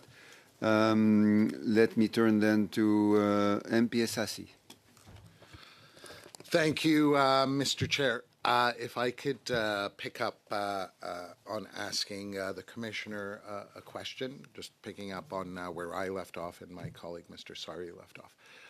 Commissioner, as you know full well, all of us who are public officials, I think we have an obligation and a responsibility to have a better understanding of how our institutions work, because you're all doing very sophisticated work, and we have to make sure that we're informed of those.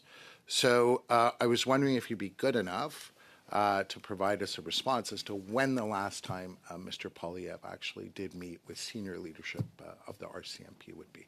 So we'd have that for the record. Now, it's terrible when the integrity of the RCMP is impugned, the leadership is impugned. Another member who's actually here today said earlier this week that the actions of the leadership of the RCMP, I think, are indefensible in many instances.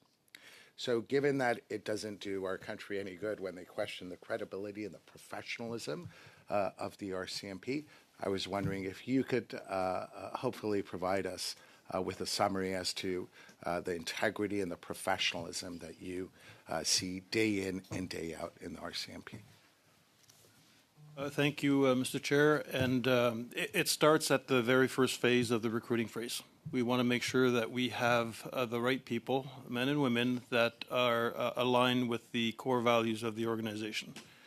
And and then you look at the number of work that is being done in all three of our mandate, the frontline police and the contract work that we're doing, federal policing as well as special policing services, you look at the work that's being done in the communities, some of the challenging areas where our people work, and the respect that the people have for the RCMP.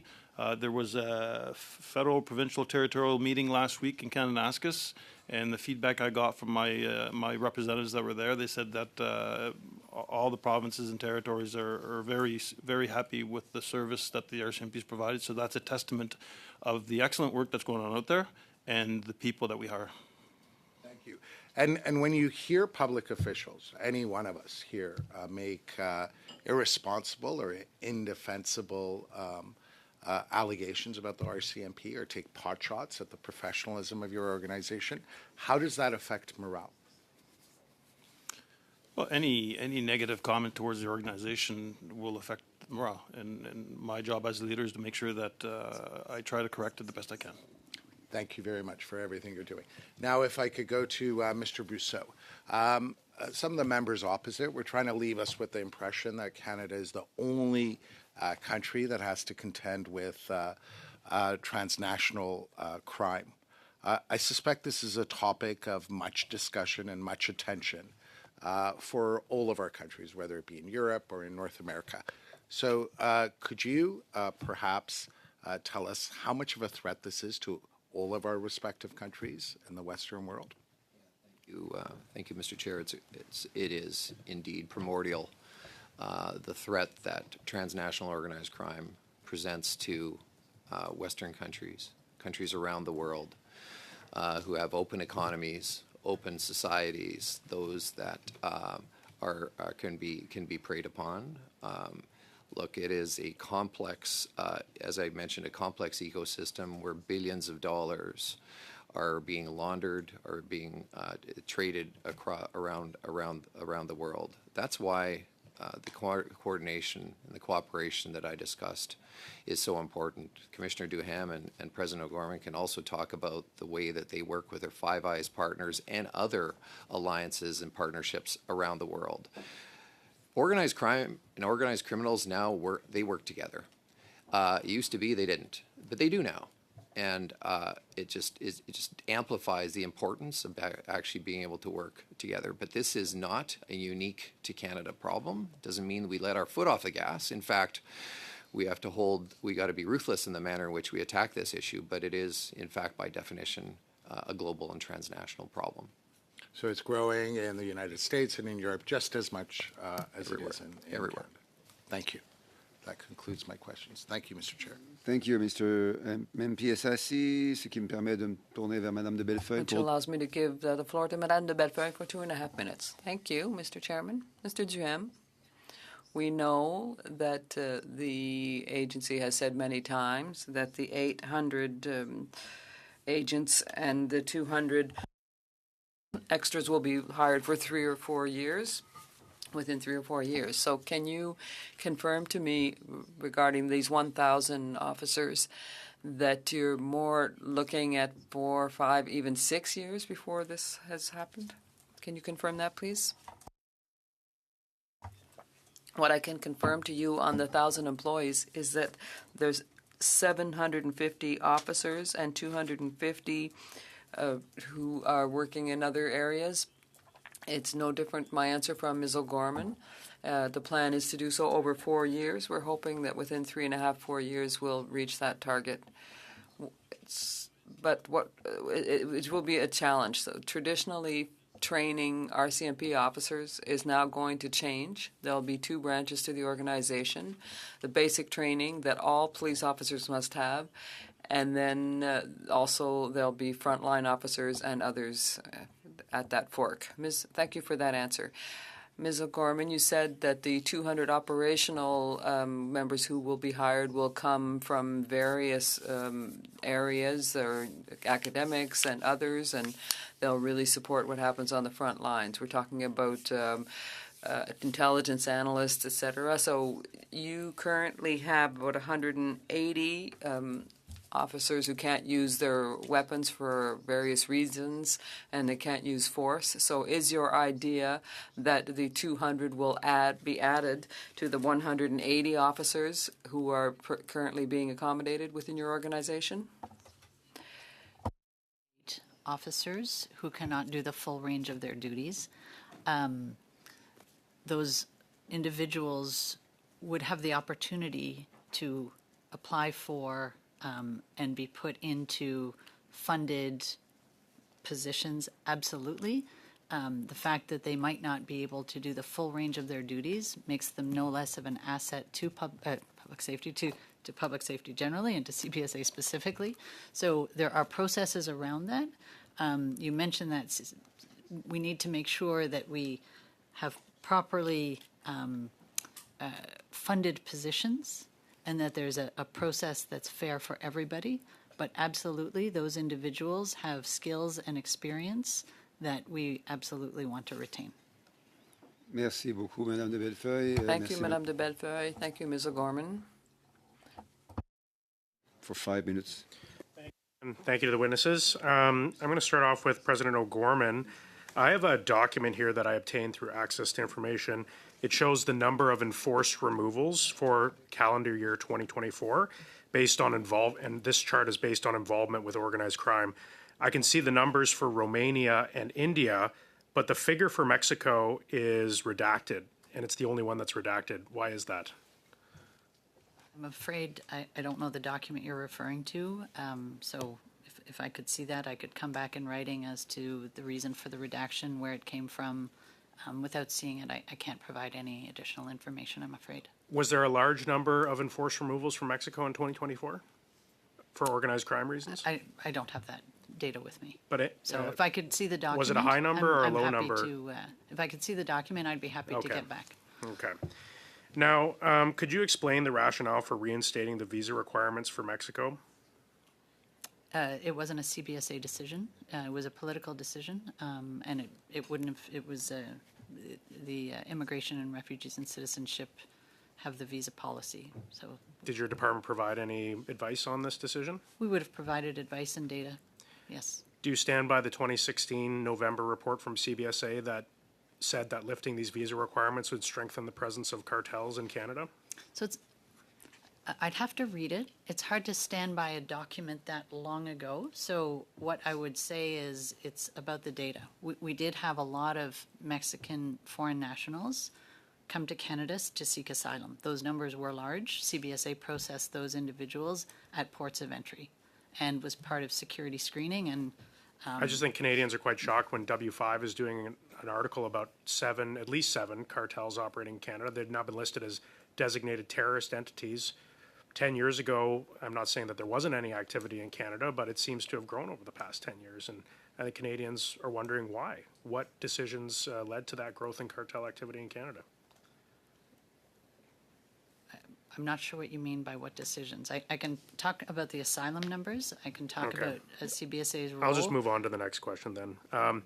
Maybe to our fentanyl czar, Mr. Brousseau. It's been recorded that a criminal network called the Dragon Cartel, which is comprised of Chinese organized crime groups and Mexican cartels, are using Canadian ports to facilitate the trade of a rare fish called the totoba. Apparently the bladders of these fish are highly valued in Asia in exchange for precursor chemicals. Are you aware of this trade? It's been reported on. I'm aware of the report. But that is all that I'm aware of. I will say this, Mr. Lloyd, Mr. Chair, to Mr. Lloyd through you, that and probably the commissioner of the RCMP would probably be better, or the president of the CBSA. But I'll just say this, that organized crime will use any modality to be able to traffic narcotics, contraband, people, whatever it is. Thank you. Well, CBSA, are you seeing a rise in the trade of this totoba fish in Canada? Are you guys tracking the moving of these fish products through Canada? I mean, it's actually not an endangered species, but it's a species of concern. Yeah, so any seizures we make, we track and we share the information with law enforcement. That specific fish, I can certainly come back in writing as to what we've found, but I'll say yes to tracking anything that we find that shouldn't be coming into Canada. Is it easier to facilitate the drug trade when people are exchanging goods rather than money? Is it harder when there's money being exchanged? Is that why people would be, trading animal products for precursor chemicals? Trade-based money laundering is extremely difficult, and it is on the rise, and I'm working with all of my counterparts in other countries. So you might get a package of apples, and if the paperwork looks fishy, we might find... Fishy, oh, Sorry. interesting pun, thank you. Yes, sorry. I'm going to move on to, we're very concerned, Canada's always been very proud of its beer. I mean, we've had commercials about it. And sadly, a 21-year-old young man in New Zealand was killed when he drank a can of beer from Canada, and it was carrying pure meth. Why isn't CBSA doing more to stop the exportation of these drugs out of the Port of Vancouver? So that was a terrible set of facts, absolutely.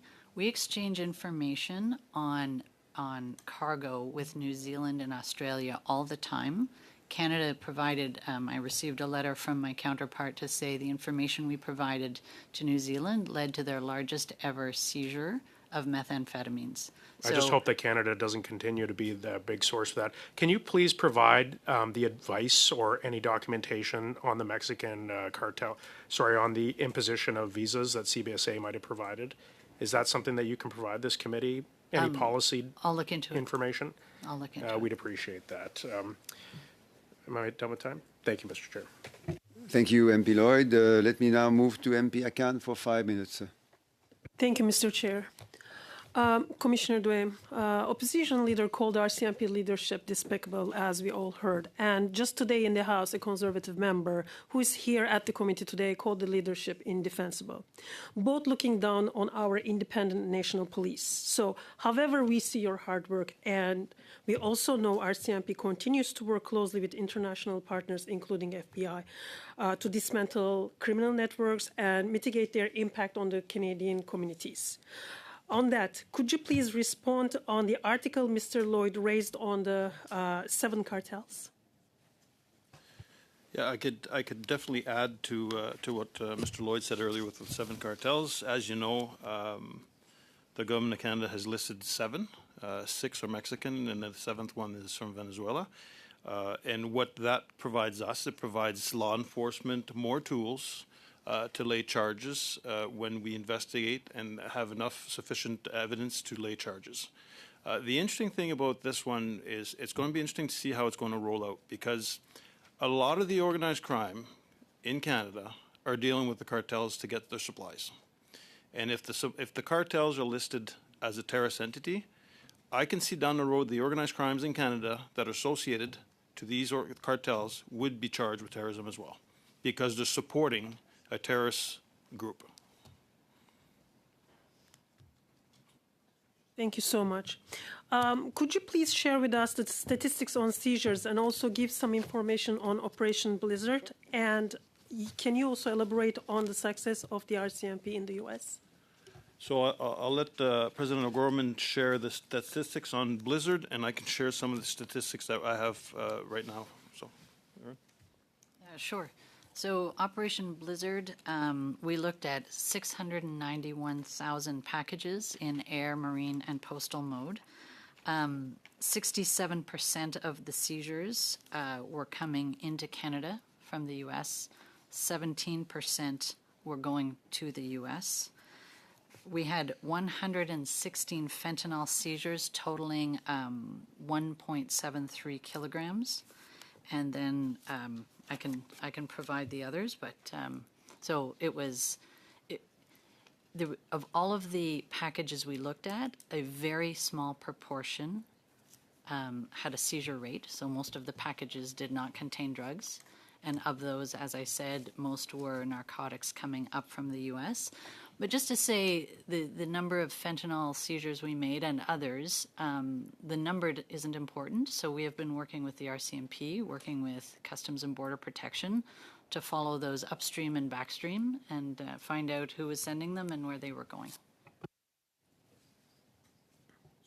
from my perspective, a couple of statistics I can provide you is, and Mr. Brosseau mentioned earlier, the CIROC, which is known as the Canadian Integrated Response to Organized Crime, has launched a couple sprints. And what CIROC is key police leaders from across the country that come together that meet, I think it's twice or three times a year. And what they do is they exchange best practice information, but also look at who are some of the prominent targets in Canada. And in that first sprint that took place December 2024 to January 2025, there's 489 occurrences related to fentanyl, 524 arrests. And we've took on the initiative to do that sprint again. That started in May. That continues.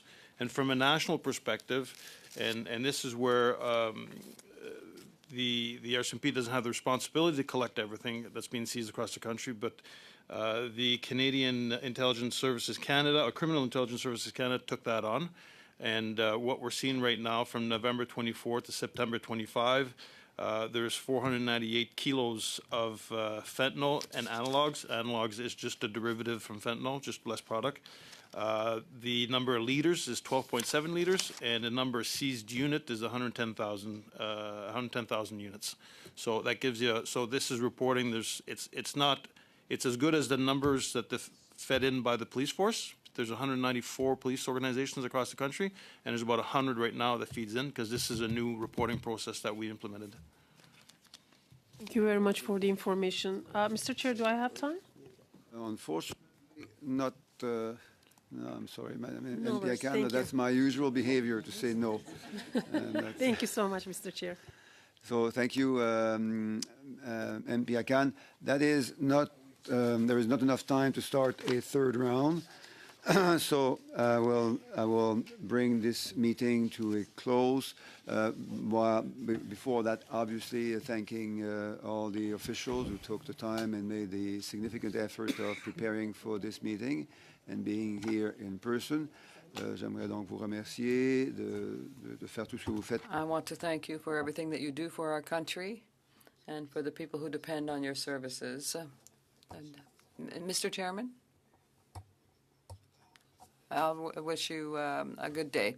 Mr. Ramsey, we'd like to move a motion. Can I read it?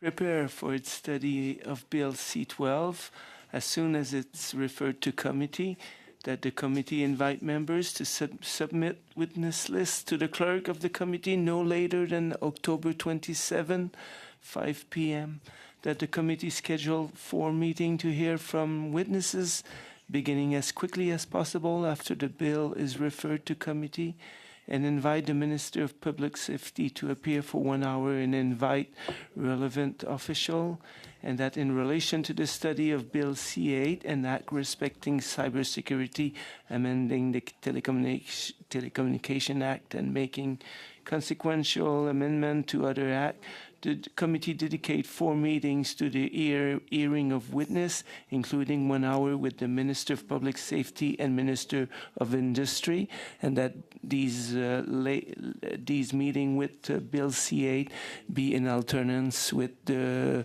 present study we're conducting. Merci, Monsieur le député Ramsey. Est-ce que c'est... Thank you, Mr. Ramsey. So this is not a notice of motion. This is a motion you are moving concerning the committee's deliberations. At any time, as a copy of this motion circulated, including to the clerk or to other members of the committee? Available to Mr. Lloyd and to Madame de Bellefeuille. Apologies, just recently though. Donc, ce qu'on devrait faire, c'est s'assurer que... Well, what we should ensure is that the clerk also has a copy. If a member of the team could send a copy to the clerk, MP Lloyd. Because I don't believe, and I'm not saying that I'm against this motion necessarily, but we haven't been given the 48 hours notice in order to debate this motion, and I was just wondering if the clerk could advise whether this motion is in order. Well, this is a committee business motion, which doesn't require any advance notice. So it would be, if it were to be a content motion, it would have to be related to the business of the day, and otherwise would need to be we come with a notice, as you said, 48 hours in advance. But that's a different motion. It's a House, it's a business committee motion. So we can debate it. Obviously, it's much better if we have prepared the conversations earlier. Understand that the opposition MPs would have been consulted. If that is the case, Madame de Bellefeuille, une réaction de votre part? Oui, ben, écoutez, c'est parce que... Listen, we just received it, so clearly this is a reaction that just on the spur of the moment. Perhaps we should be able to consult more if we want to have a consensus. I'm not against the motion, but the only problem is that we agreed informally that we would be able to finalize my study and then go alternatively between those two other ones. So I don't even mind if C12 comes before C8 in the alternating meetings, but I think that the 27th of October is very quick for the list of witnesses. If the clerk says that there's no problem getting people for the 28th of October, what I had understood, Mr. Chairman, you can correct me, I thought the 28th and 30th of October were already planned to start hearing witnesses on C8. So now what I understand from this motion that has just been tabled today is that we would begin on the 28th and the 30th with C12. So is that what I'm to understand? But before we get any further, Mr. Ramsey, would you want to say anything more? Well, C12 is still at the reading stage, and we hope it'll be referred soon. But I sent the text of the motion, but orally I had already changed it to provide for that alternation between C8 and your study. So we'd begin with C12, and then we would alternate between your study. So C12 first, and then alternating between the current study and C8. Could you, at that moment, ask Mr. Ramsey to make a friendly amendment? Because what I have before me does not say what he's just said now, so that after the study on C12, the remaining meeting would be devoted to border security for the border between Canada and the U.S., because there are a lot of dates floating around and there's confusion. I understand that what's being proposed today is that the next meetings will be devoted to C12 if that comes to us. After that, we'll move on to C8 and the members' study on the border. Is that what you understand, and is that what I'm to understand? Well, I propose the following solution.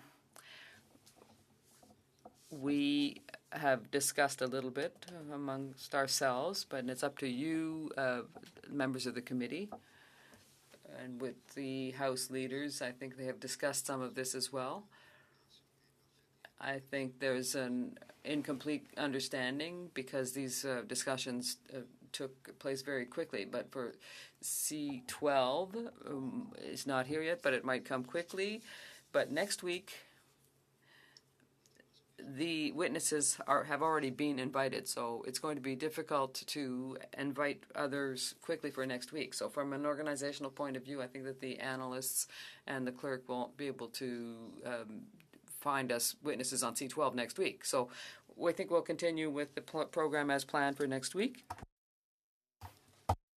Next Tuesday, with an even even more improved understanding and sharing of what the work needs to be thereafter on C8 and C12, and obviously not forgetting the fact that we need to complete the study and also plan for the work thereafter, because not only to stop the hearing of witnesses, but also to plan how the report would be written up. MP Lloyd, would that be to your satisfaction? I think if the rest of the committee, it sounds reasonable to me. The one point I want to make is that, especially because we're still continuing the study we're on right now next week, Monday deadline for witnesses seems very premature to me. I think we should have a longer, but I don't think that we need to continue discussing this in our committee right now. I think we should discuss this offline, confirm what the House leadership has said. So I'm just going to move that we adjourn debate on the motion. And thanking everyone's hard work. No, thank you for that. Making progress every time. Donc, merci beaucoup à tout le monde et une bonne fin de journée. Thank you, everyone, and have a nice day.